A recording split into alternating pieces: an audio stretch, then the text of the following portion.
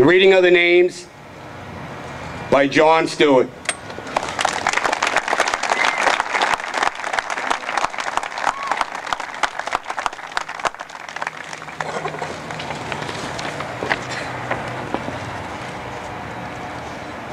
John P. McKee, Park Public Safety.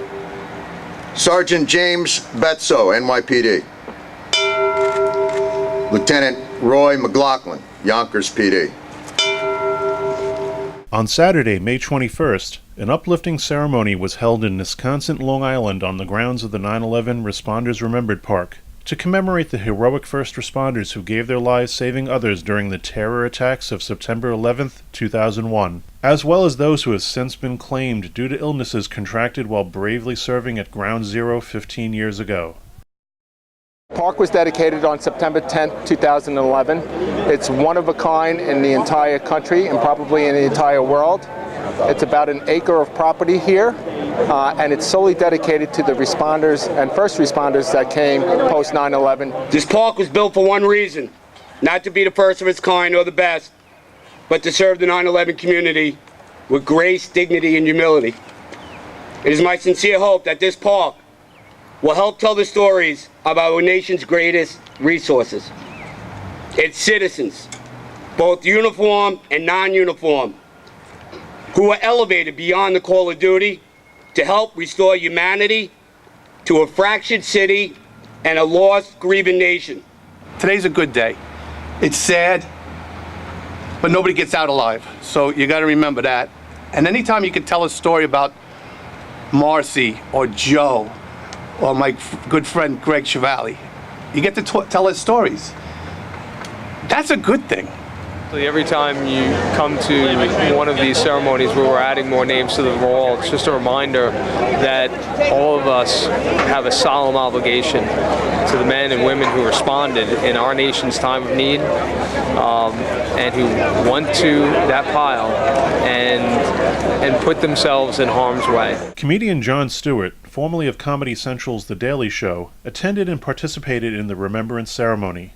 Stewart has been a strong supporter of 9/11 first responders and, along with Feel Good Foundation President John Feel, has spoken in Washington, D.C. numerous times in support of the Zadroga Act, a bill to fund health care for police, firefighters, and others afflicted with health care maladies after putting their lives on the line during the September 11th attacks.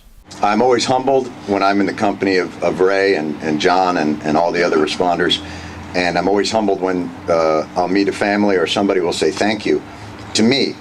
And I just wanted to let you know that you don't ever have to thank me for anything, because I can never in my life repay the debt that you all gave to not just me, but to the city and to the country. We owe you, and we will continue to owe you forever. Jon Stewart has been a very big activist here with the 9/11 and the Feel Good Foundation as well. He's went many of times down to Washington to pass several bills for the Victims' Compensation Fund and the Zadroga bill. My father would have lost his house. My family would have been on the street. And because of what you did, he now has his health care. He's in the hospital now. Okay, so I just want, I mean, you don't understand. My father, Paul Johnson, is sick with 9/11 illness. He's been sick for a few years now. He was NYPD ESU officer. Prior to the James Zadroga Health and Compensation Act being passed, you know, I was worried, we were worried, if it were not, he was going to lose his house to cover the medical bills. It's just that the cost is astronomical. If it were not for Jon Stewart and John Field tirelessly fighting Congress to get this bill passed, my family would have been on the street. So I thank him from the bottom of my heart, and to actually be able to thank him in person just now, and for him to give me a hug and say thank you to my dad, it meant a lot. Could you just tell us a little bit about why you felt this was such an important thing to throw your weight behind mind and how you came to be here today for this event? Probably the obviousness of it. You know, these individuals risk their lives. Many of them lost their lives, continue to lose their lives in service of the safety and health and well-being of the country they serve, and we have a responsibility to honor that commitment. If you don't honor that commitment, then you don't have much of a nation. And so it's such a foundational principle. I think that's why. And how did John manage to drag you out here today? Mostly a headlock. It was a headlock followed by a little bit of an elbow to the vertebrae. No, listen, man, I'd go anywhere for these guys. They're the best. All right, thank you very much. Thank you. This is Chris Boyle for LongIsland.com.